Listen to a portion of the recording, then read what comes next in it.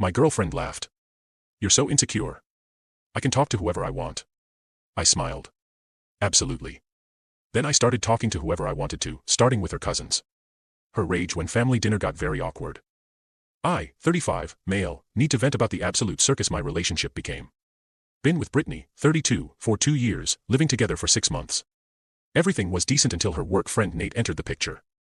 Nate started at her company 3 months ago. Suddenly, it's daily lunch dates, constant texting, inside jokes I'm not part of. The kicker, she'd get notifications at 11 p.m. thinking about the thing you said today. I brought it up calmly last month. Britt, I'm not comfortable with how much you and Nate text, especially late at night. She literally laughed. Not a chuckle. Full-on laughed in my face. Oh my God, you're so insecure. He's just a friend. I can talk to whoever I want, whenever I want. This is 2024, not 1950.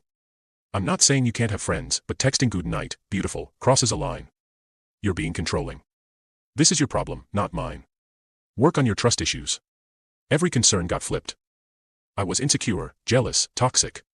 Her friends started making comments at gatherings about me being that boyfriend who can't handle his girlfriend having male friends. 2 weeks ago was the breaking point. She was getting ready for drinks with the team. Full makeup dress I bought her for our anniversary. Perfume. Just the team. I asked. Why does it matter? I can go wherever I want with whoever I want. Stop suffocating me. You're right.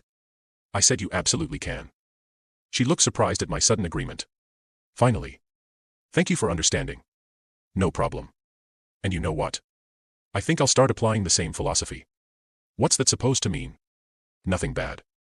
Just means I can talk to whoever I want to, right? Same rules for both of us. She rolled her eyes. Whatever makes you feel better about your insecurity. She left. I sat there for about 10 minutes, then made a phone call. Update 1. See, here's what Brittany didn't consider. Her family loves me. Like genuinely adores me. I helped her dad, Roger, restore his '67 Mustang. I taught her little brother, Tommy, guitar. Her mom, Janet, calls me for computer help, and her cousins were buddies. Her cousin Melissa, 29, is an artist who's been struggling to get her work noticed. Her cousin Dana just started a food blog. Both talented, both needing support. Brittany never gave them. I texted Melissa. Hey, saw your latest painting on Instagram. That's incredible work. You ever think about doing a local gallery show? Thank you. I've wanted to, but don't know where to start. I know a guy who runs a small gallery downtown. Want me to introduce you? Seriously, that would be amazing. Then, Dana, your food blog is great. My company needs someone to handle our social media lunch posts. Interested? Pays pretty well. What? Yes. Thank you so much. Started hanging out with them separately at first. Coffee with Melissa to discuss art.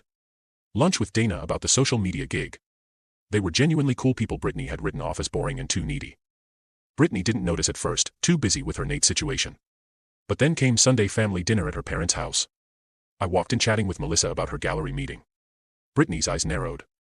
Since when are you two so chummy? Melissa beamed. He's been amazing. Got me connected with a gallery owner.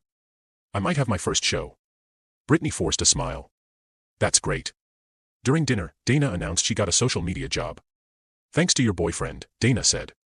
He recommended me to his company. Roger raised his beer. This guy always helping family more than some people. He gave Brittany a pointed look. The best part, her aunt, Gloria, mentioned her daughter Amy, 25, was moving to town. She doesn't know anyone here, Gloria said. Maybe you could show her around. Before Brittany could respond, I said, happy to help. I can introduce her to some people. Show her the good coffee spots. You're so sweet.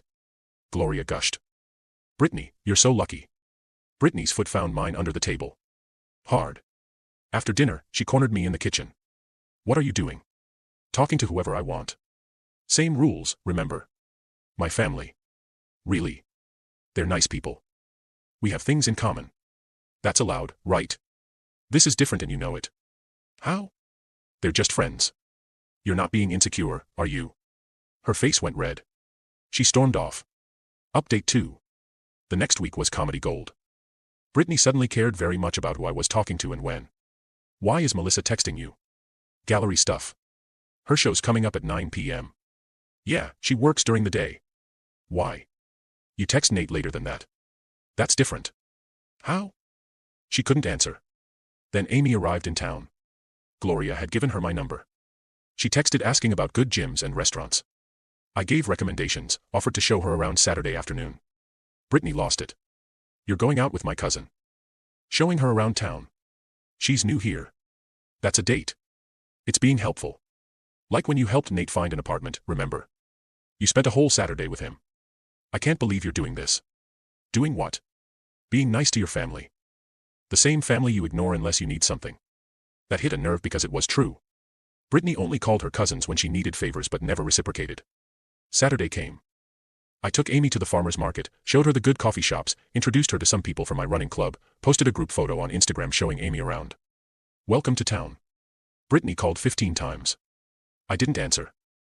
I was busy talking to whoever I wanted after all. When I got home, she was furious.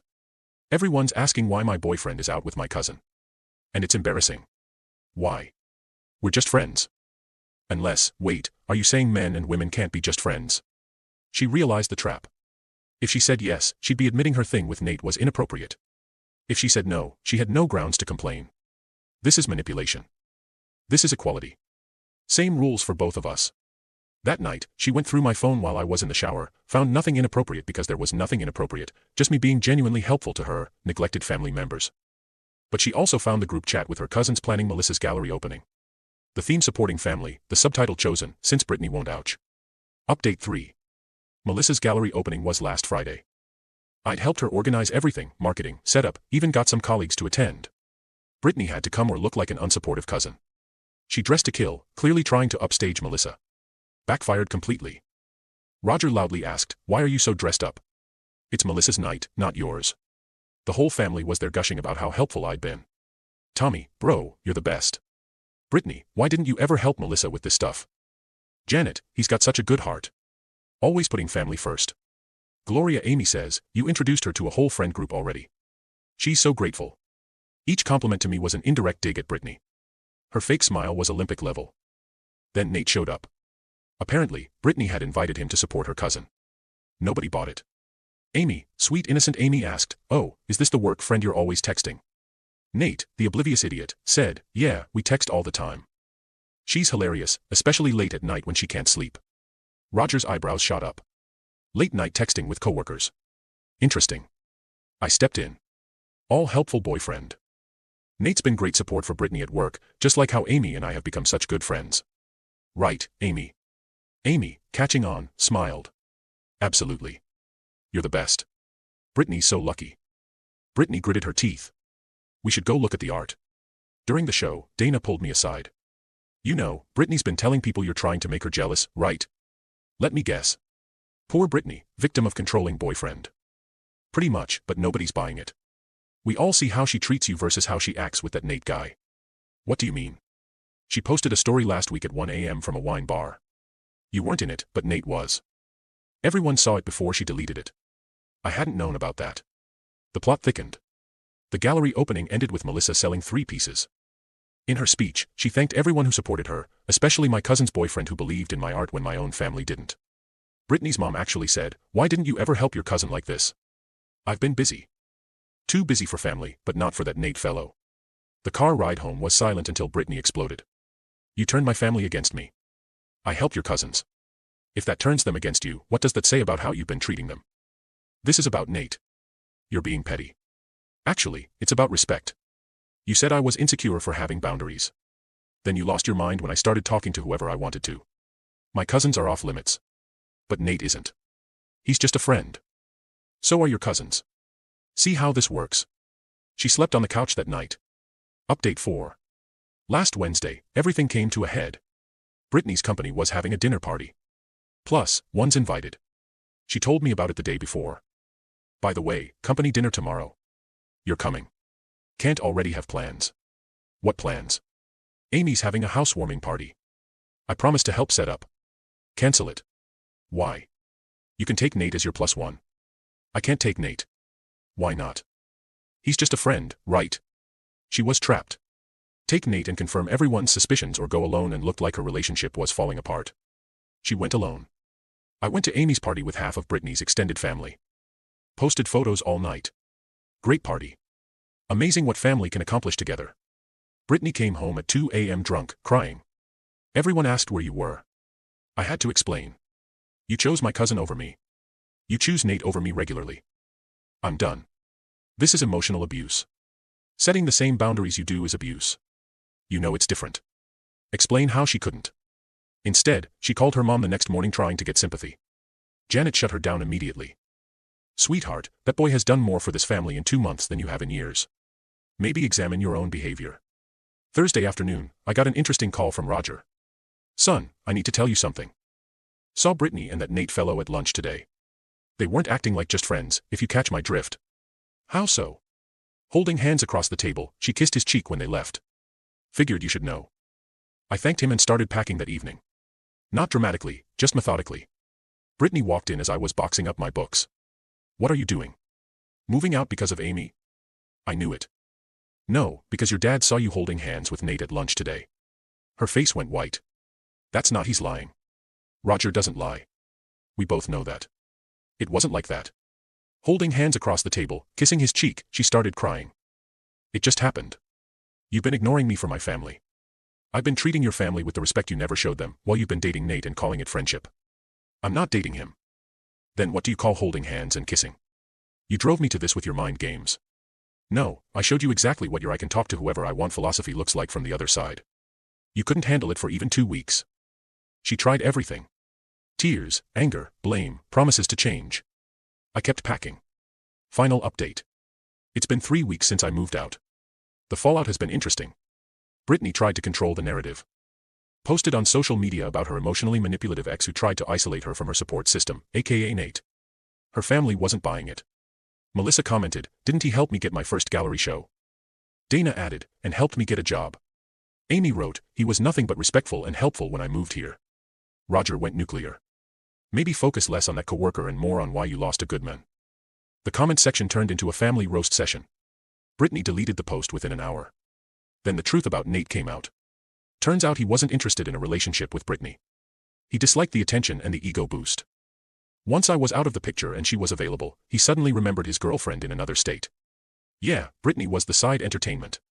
She called me crying last week. Nate has a girlfriend. He played me. Shocking. This is your fault if you hadn't been so difficult about him. I set one boundary. You laughed at it. Then you lost your mind when I applied your own rules to myself. That was different. It really wasn't. My family won't stop talking about you. Mom asked if you're still single. Am I? That's not funny. Neither was calling me insecure and controlling for having normal boundaries. She tried one more manipulation. I'll kill myself if you don't come back. I'll call 911 for a wellness check. Goodbye, Brittany. I did call for the wellness check. She was fine, just angry that the cops showed up. The plot twist. I'm not dating any of her cousins. Never was interested. They're genuinely just friends. Melissa is actually gay. Brittany never knew because she never asked. Dana is happily married. Brittany forgot because she never pays attention. Amy started dating someone from the running club I introduced her to. But Brittany couldn't see past her own guilt to realize that. She projected her inappropriate relationship with Nate onto my friendships with her family. Her cousins still text me. We're planning to go to Melissa's next gallery show together. Roger's teaching me more about cars. Janet sends me recipes. They've basically adopted me as honorary family. Meanwhile, Brittany is living with her parents again because she can't afford rental loan. Still posting cryptic quotes about narcissistic exes and surviving emotional abuse. Still texting Nate even though he's explicitly told her he's not interested in anything serious. Still refusing to see how her own double standards destroyed our relationship. Last I heard from Tommy, she brought a new guy to family dinner last Sunday. He spent the whole time on his phone texting other women. When she complained, Roger apparently said, well, you can't be insecure about it. He can talk to whoever he wants, right? The new guy didn't understand why everyone at the table started laughing. As for me, I'm good. Better than good. Found a nice one-bedroom apartment. Still help out Brittany's family because they're good people who deserve better than they got from her. Started dating someone new, someone who thinks having boundaries is healthy, not controlling. The lesson. If someone laughs at your boundaries and calls you insecure for having them, believe them when they show you who they are. Don't waste time trying to prove your point. But if you do decide to prove it, make sure you do it so thoroughly that their entire family takes your side. Brittany wanted to talk to whoever she wanted. She got exactly that and lost everyone who mattered in the process. Meanwhile, I gained a whole second family who actually appreciates respect and boundaries. Funny how that works out.